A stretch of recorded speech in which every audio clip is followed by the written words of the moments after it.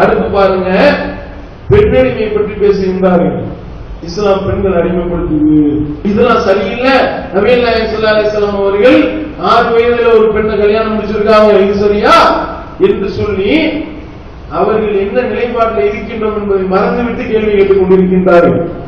அந்த பகுத்தறிவு போய் பகுத்தறிவாதம் பேசக்கூடியவர்களை பார்த்து சொல்றோம், இதுல உங்களுடைய நிலைப்பாடு என்னன்றதை பத்தி எடுத்து விட்டோம் என்று வைங்க, எவ்வளவு அசிங்கமாகும் தெரியுமா?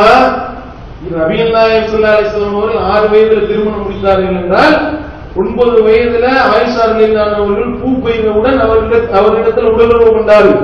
பூ பெய்வதே அவர்கள் திருமணம் முடித்து உடலுறவு கொள்வதற்கு தகுதியானதை குறிப்பதற்காகத்தான் பூ பெய்தல, சரியா? அப்ப சிறுமியோடு அவர்கள் உடலுறவு கொள்ளவில்லை. முதல்ல இதை நீங்கள் விளங்கிக் கொள்ளுங்க. இரண்டாவது, அந்த காலத்துல சிறுமியை திருமணம் முடிப்பது, அந்த பாலிய பருவ திருமணம் என்பது அனைவரும் ஒப்புக்கொண்ட ஒரு விஷயமாக இருந்தது. நபிகள் நாயகம் ஸல்லல்லாஹு அலைஹி வஸல்லம் அவர்கள் மேல எவ்வளவோ அவதூறு சொன்ன அந்த யூதர்களாக இருந்தாலும் சரி, கிறிஸ்தவர்களாக இருந்தாலும் சரி, மக்கத்து காவிர்களாக இருந்தாலும் சரி, இந்த விஷயத்தை விமர்சனம் பண்ணல. ஏன்? அந்த சமுதாயம் ஒப்புக்கொண்ட ஒரு விஷயமாக இருந்தது. அதனால யாரும் கை நீட்டி குத்தம் சொல்ல முடியல. அப்படி அது ஒரு தவறாக கருதப்படவில்லை. எதுவுமே அந்த சட்டம் வந்த பிறகுதான் அது தவறாக கருதப்படுமே ஒழிய, சட்டம் வர்றதுக்கு முன்னாடி யாரும் அது தவறுன்னு சொல்ல மாட்டோம். அந்த அடிப்படையில் 500 ரூபாய் நோட்டு இப்ப வச்சிருக்கிறோம் வைங்களேன், இப்ப பழைய நோட்டை வச்சிருந்தா தூக்கி உள்ள ஓட்டுருவோம்.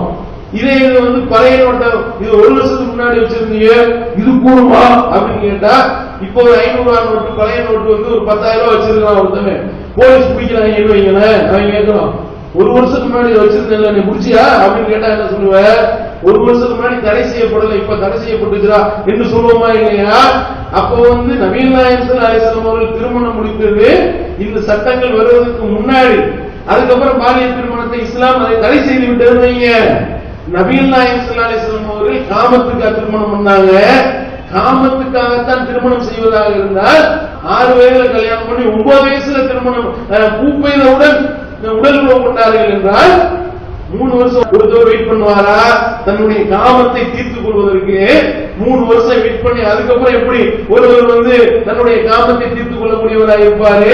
நபிகள் நாயகம் ஸல்லல்லாஹு அலைஹி வஸல்லம் அவருடைய மற்ற மனைவிமார்களை பாருங்க, எல்லாம் வயது முதிர்ந்தவர்கள், கைம்பெண்கள், கணவனை இழந்தவர்கள். அப்படிப்பட்டவர்களுக்கு வாழ்வளிக்கக்கூடிய விதத்திலையும் நபிகள் நாயகம் ஸல்லல்லாஹு அலைஹி வஸல்லம் அவர்கள் திருமணம் முடித்தார்களே, இதுல என்ன ஒழுக்கக்கேட்டை நீங்கள் கண்டீர்கள்? விபச்சாரம் செய்தார்களா? அந்நிய பெண்களை அநியாயமா தொட்டாங்களா? அவருடைய வாழ்க்கையில் விளையாடினார்களா? அவங்க குழந்தையை உழுந்து விட்டு ரோட்ல விட்டார்களா? கிடையாது. திருமணம் என்ற ஹலாலான அடிப்படையில அனுமதிக்கப்பட்ட விதத்துலதான் நபிகள் நாயகம் ஸல்லல்லாஹு அலைஹி வஸல்லம் அவர்கள் பெண்களை திருமணம் முடித்தார்கள். ஆனா இதை கேள்வி கேட்கக்கூடிய பகுத்தறிவாதம் பேசக்கூடிய போலி பகுத்தறிவாதிகளுடைய நிலை என்ன பாப்போமா? பெரியார் என்ன பண்ணாரு? பெரியார் கல்யாணம் முடிச்சாரா இல்லையா? மணியம்மை என்ற ஒரு பெண்மணியை முடிக்கிறாரு. அப்ப பெரியாருக்கும் இந்த அம்மாவுக்கு எத்தனை வயசு டிஃபரண்ட்? எவனும் ஏற்றுக்கல, இந்த சமுதாயம் அங்கீகரிக்கல. அண்ணா வரைக்கும் விமர்சனம் பண்ணி தானே வெளியே வந்தார்கள். ஏன் தீக்கா உடஞ்சிச்சு? வரலாறு பார்ப்போமா? வரலாறு படிப்போமா? அப்ப பெரியார் இந்த மாதிரி கல்யாணம் பண்ணதை விமர்சனம் பண்ணி அவர்களுடைய அந்த தோழர்களே அதிலிருந்து அந்த இயக்கத்திலிருந்து வெளியேறினார்களே, அப்படிப்பட்டவர் இந்த கேள்வி கேட்கலாமா?